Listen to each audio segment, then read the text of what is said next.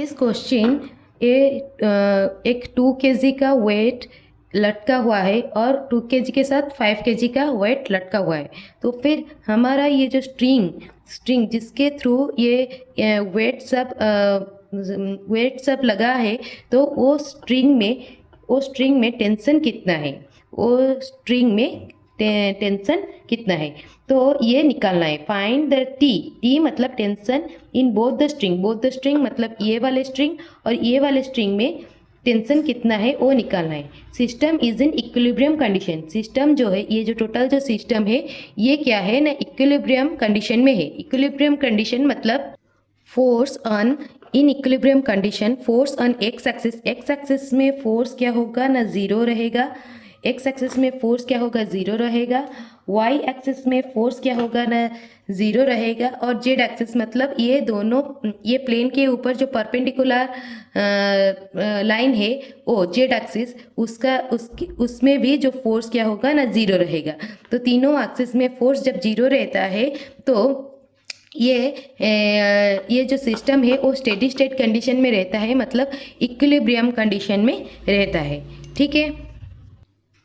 If the net force acting on the body is zero, then the body is in equilibrium force. इसके ऊपर net जो force apply हो रहा है अगर वो जीरो हो रहा है तो फिर उसको बोलते हैं, उसी स्टेट को बोलते हैं इक्विलिब्रियम स्टेट। ठीक है।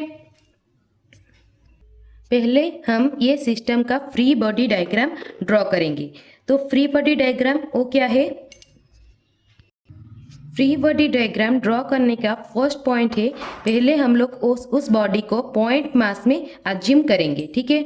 मतलब लेट ये क्या है ना, 2 kg है, तो फिर इसको हम लोग एक पॉइंट में रिप्रेजेंट करेंगे। ठीक है। और 5 kg उसके लिए भी उस बॉडी को हम लोग क्या करेंगे ना, एक पॉइंट के थ्रू रिप्रेजेंट करेंगे। फर्स्ट वाला पॉइंट है, बॉडी को हम लोग पॉइंट मास में हम लोग अज्यूम करेंगे। ठीक है। देन हम लोग we will show all the forces acting on it. तो उस पॉइंट के ऊपर जितने भी सारे फोर्सेस अप्लाई हो रहे हैं उसको हम लोग शो करेंगे। ठीक है। फोर्स जो कि एक रेफरेंस फ्रेम है, मतलब अगर हम लोग ऑब्जर्वर के थ्रू देखेंगे तो वो एक रेफरेंस फ्रेम है, और ग्राउंड ऑब्जर्वर के थ्रू अगर देखेंगे वो एक इनर्शियल फ्रेम है। ठीक है। अभी फ्री बॉडी डायग्राम ड्रॉ करते हैं 2 kg के लिए। ये है पॉइंट मास हम लोग ले लिए 2 kg। इसके ऊपर क्या होगा ना, एक टेंशन जाएगा, ये ऊपर के तरफ एक टेंशन और ये रूफ के तरफ से और एक टेंशन, अपोजिट फोर्स।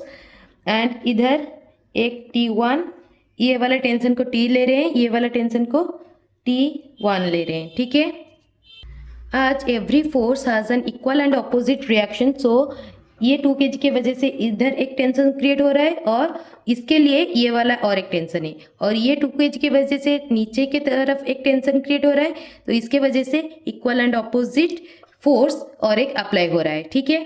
तो ये वाला के लिए हम लोग 2 kg को हम लोग पॉइंट मास ले रहे हैं, और ऊपर की तरफ एक टेंशन अप्लाई हो रहा है, टेंशन का फोर्स अप्लाई हो रहा है, इसको ऐसे हम लोग शो करेंगे।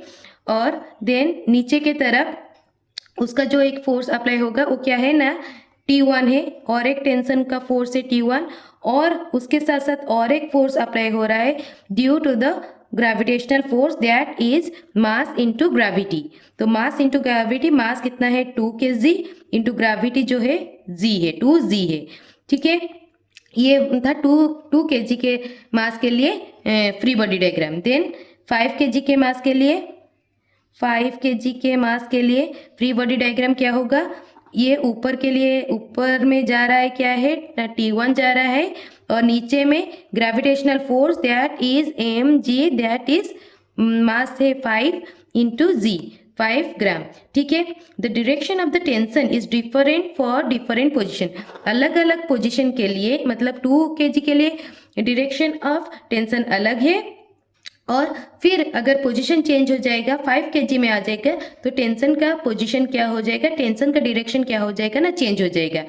We can only know the direction of the tension in reference to the object. हम लोग डायरेक्शन ऑफ टेंशन हम ऑब्जेक्ट के रेफरेंस में हम लोग क्या कर सकते हैं ना, डायरेक्शन ऑफ टेंशन किस डायरेक्शन में हो रहा है वो हम लोग शो कर सकते हैं। ठीक है। तो हम लोग अभी ये पहला वाले में अगर हम लोग ये वाले में अगर हम लोग देखेंगे तो क्या लिखेंगे ना T1 is equals to 5 into g.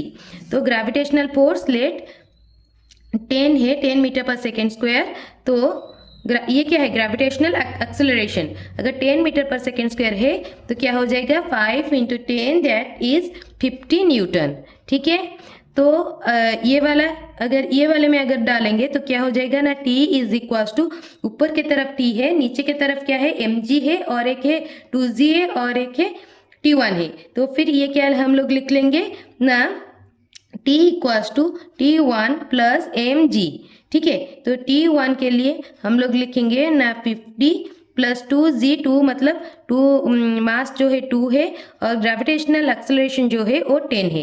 तो क्या हो जाएगा ना 50 प्लस 20 दैट इज 70 न्यूटन। ठीक है, तो टोटल इधर जो टेंशन है वो क्या है ना 70 न्यूटन निकल के आया।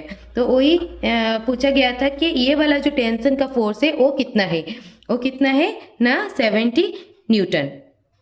अगर मेरा वीडियो आपको पसंद आया please like share and subscribe my channel that is learn with Lucy.